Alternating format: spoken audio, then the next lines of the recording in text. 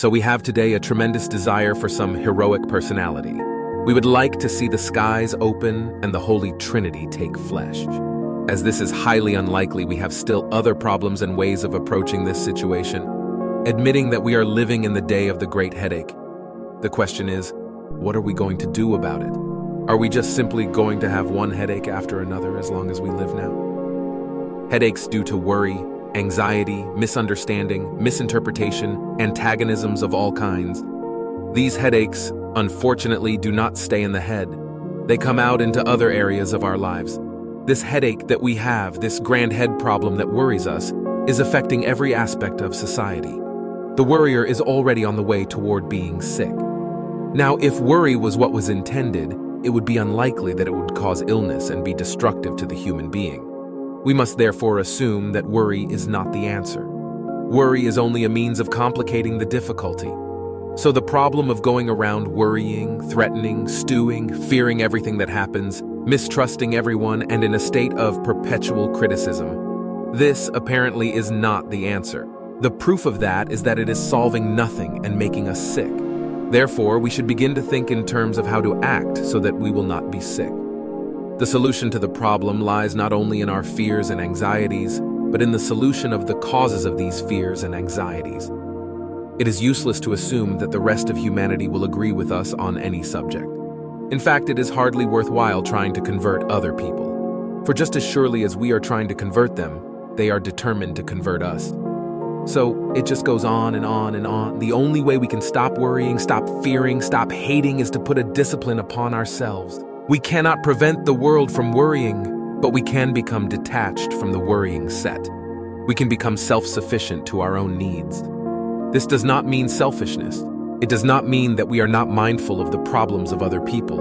It does not mean that we will not do everything possible to assist others in the solution of their problems. But it means that before we help other people, we must find an answer that will work for ourselves. There is really no use in simply sharing the worries. There is no use in trying to find new worries in everything that happens in life. Now, man has been given a faculty that is probably unique in the world of nature. He has memory, a magnificent equipment that enables him to build his own solutions by remembrances of his own life. History is collective memory. Biography is individual memory. And autobiography is the individual remembering the life he himself is living now. From the most fundamental and basic experiences of his life, he has been given the equipment to estimate values, weigh all things, and cling to that which is good. In order to do these things, he must shift his point of security. Everyone wants security. Insecurity is the great measure of our time. It is the problem that we are all concerned with. How can we find security? Well, it's obvious that the various patterns we are now following, these are not bringing security. The individual today is trying to find his securities where it is not, where these securities have no factual existence. One of the most basic problems here is the emphasis upon wealth. Most people are still convinced that if they have enough money, they are safe. Of course, it much depends on what they do with the money. If they take it to Las Vegas, they're not safe. Also, there are many investments which are very tempting and will lead to loss. But essentially, the individual feels that if his income and his economic status is secure, he has nothing to worry about. Facts are against this conclusion, for I've known a great many wealthy persons, and probably most of you have also known many who are more than comfortably fixed, who are worrying worse than anyone else. They're worrying because their wealth has been destroying their children, breaking down their homes and making themselves sick. So physical securities are not the answer. Physical security is good if it's available, but as a goal, as an answer to the eternal problem, it is a failure in the first place. There is no way in which everyone can be rich, and as long as there are various levels of finance, there will be conflict. So money is not the answer to our problem of security. The next possibility seems to be intelligence. Can we, by some means or other, think our way out of this dilemma? Can the mind solve it? Well, the mind has been producing solutions since the dawn of time. But these solutions are interesting, fascinating, very tempting, and can completely take over the life of a person. But these solutions are not solutions. All the mentality that we've had in the world up to the present time has been unable to cope with war, with crime, or with poverty. The mind tries to find answers. But every answer the mind finds and tries to apply comes face to face with obstacles that the mind cannot solve. The truth of the matter is that the mind is an interesting, fascinating bit of equipment, but it cannot correct the present existing circumstances. Now, the mind has given us a wide area of sciences and philosophies with which to cope with life. The mind has made possible science, but science is not solving anything. Science gives us a cure for some minor ailment, perhaps, or even a major ailment. But in so doing, hands to the world mechanisms which could destroy the entire human race.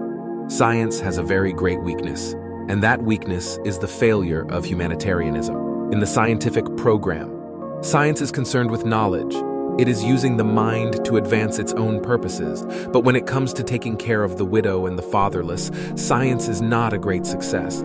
Other fields of learning, the arts, are corrupted. All of the various elements of mental activity show problems. Philosophy in our generation is virtually non-existent. What we call philosophy is a higher intellectual materialism. Our modern philosophies are based not upon ideals, but upon material institutions. We send our young people to the universities, and they have the minds trained. They come back from the university, and within a few years, they are in trouble. Even while they're in school, they may be subjected to narcotics, alcoholism, and other corruptions. Therefore, education has not been able to keep its own campus clean. Therefore, there is some question about it being able to solve the problems of mankind.